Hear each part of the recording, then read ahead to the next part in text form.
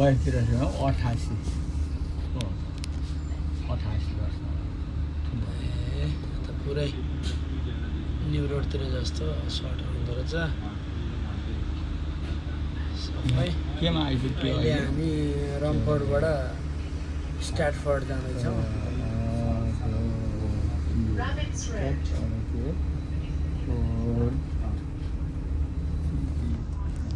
सुल्तानको पसल रहेछ, सबै खान सुल्तान यस्तै रहेछ। आज हाम्रो स्कटल्यान्डको यात्रा हो। अब किङ्स क्रसबाट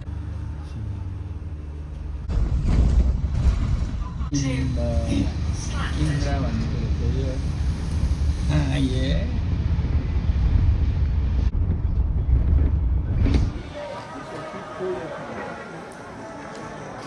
एउटा सपिङ सेन्टरमा छिरेको यस्तो छ सपिङ सेन्टर।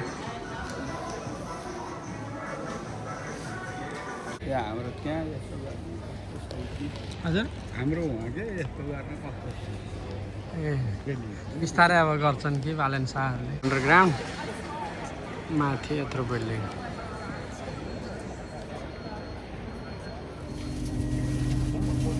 बाउ छोरा स्कटल्यान्डको यात्रामा ट्रेनमा बस्छ। ठिक छ नि तपाईँलाई ठिक छ नि? ठिक छ, कायदा राम्रो छ।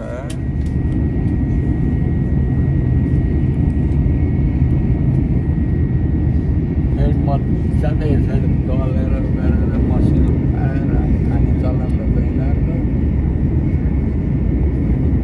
जिउ धेरै नराख्ने अलिअलि आजकल छ अरे त मकैहरू यहाँ गाउँ हेर्दैन न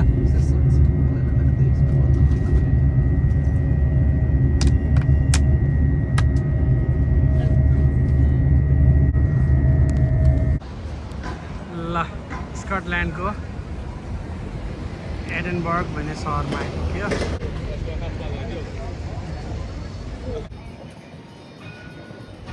अझ यताभित्र राम्रो छ जस्तो छ। हामीले भनेर हुँदैन हुँदैन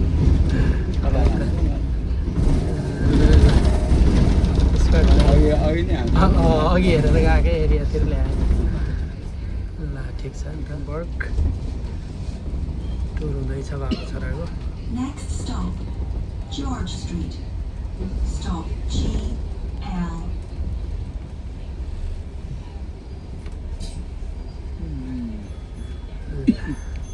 के तपाईँलाई खोकी लाग्न आँट्यो क्या?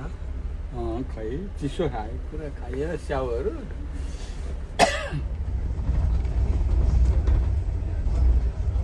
Next stop, Dublin Street. Stop YH.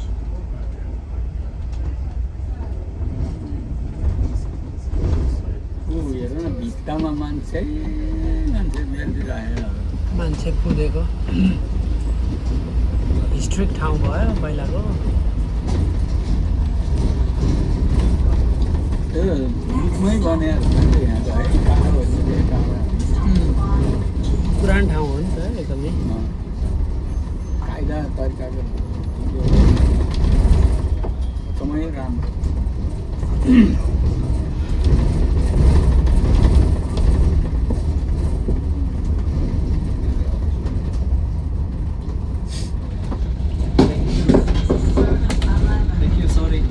Western Harbour. Next stop, Shrub Hill.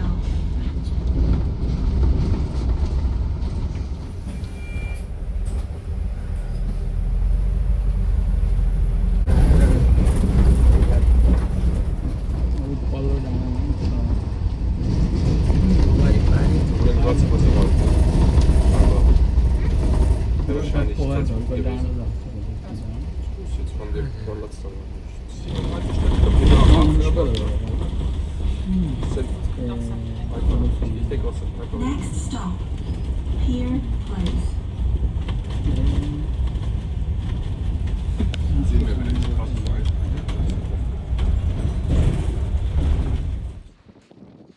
आयो त अहिले त ज्याकेटको काम त आयो त।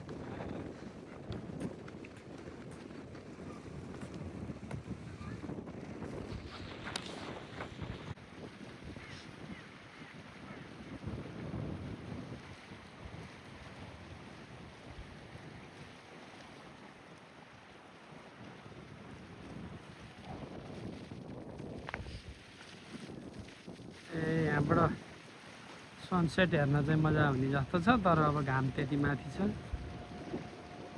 Unless we are forced to. And that's a lot of money and time. Of course. But yeah, Because but you need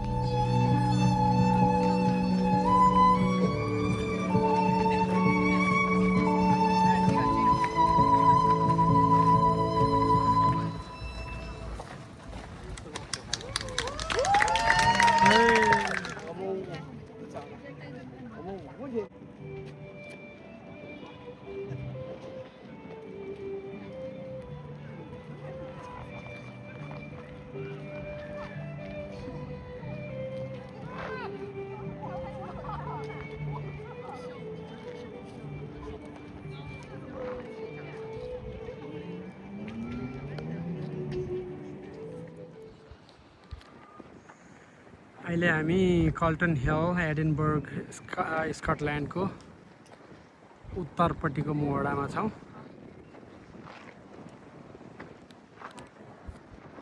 यो चाहिँ जहिले पनि हामीले टिभीहरूमा देखिराखेको ऐतिहासिक ठाउँ भयो यो नेल्सन मोनुमेन्टको। त्यसपछि म क्यामेरालाई यता मेरो देब्रे हाततिर घुमाउँदैछु।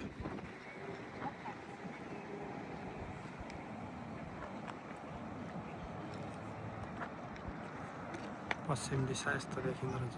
9:05 गइसकेको छ बेलुकाको। घाम त्यति माथि छ, पुरै देख्न पाइएन, बादलले छेकेको छ। यस्तो छ दृश्य सहरको कल्टन हिल एडिनबर्ग स्कटल्यान्ड। यो डाँडामा थियो होला अनि पछि चाहिँ मान्छे पछि के भन्ने तल नि हेर्नु न, अब त्यो 500-800 वर्षदेखिको बिल्डिङहरू छ। 1100-1200 वर्षको हेरेर त त्यसलाई पछि भन्न पर्यो, फेरि 500लाई पनि।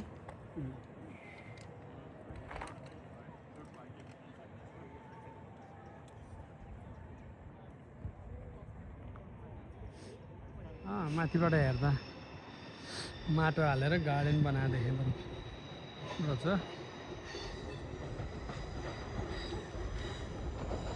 ल इडेनबर्ग क्यासल चाहिँ सबभन्दा लास्टमा त्यहाँ लेखिएको छ। क्यामेरामा कैद गर्ने प्रयास छ मेरो। हावा चलिराखेकोले हल्का डिस्टर्बेन्स पनि गरेको छ।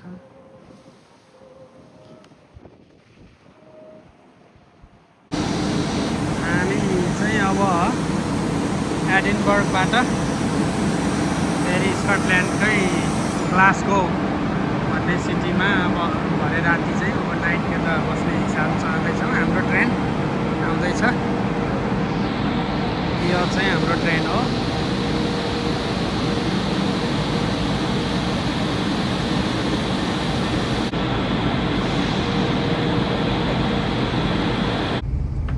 अचम्म रहेछ त नि, रातिको कति बज्यो अहिले? भयो 10 बजेर कति मिनट गयो हेर्नु त। 10 बजेर 29 मिनट गयो। 10 बजेर 29 मिनट जाँदा घाम डुबे होइन, अझै त्यहाँ पहेँलो घाम बाँकी छ। आशा चाहिँ होइन त, यतैको फर्किँदो रहेछ। बरु रातिको हो 10 बजेर 43 मिनट जाँदा त्यति घाम अझै बादलमा देखिरहेको अवस्था छ।